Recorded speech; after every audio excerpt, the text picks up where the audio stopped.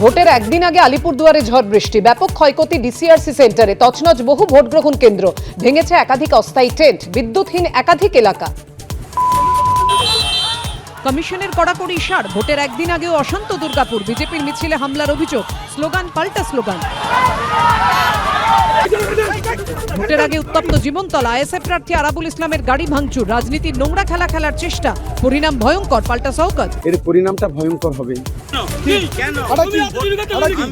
ভোটারদের টাকা বিলি হুমকির অভিযোগ, নন্দীগ্রামে শেখ সুফিয়ানের জামাই গ্রেফতার, চক্রান্তের দাবি তৃণমূলের, গুন্ডামি করলেই জালে, পাল্টা শুভেন্দু।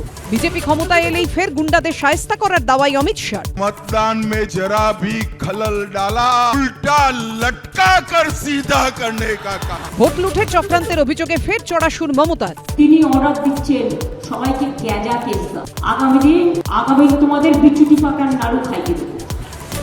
প্রথম দফার ভোটে থাকছে 2460 কোম্পানি কেন্দ্রীয় বাহিনী, নন্দীগ্রামের পুলিশ পর্যবেক্ষক বদল, দ্বিতীয় দফায় 2321 কোম্পানি।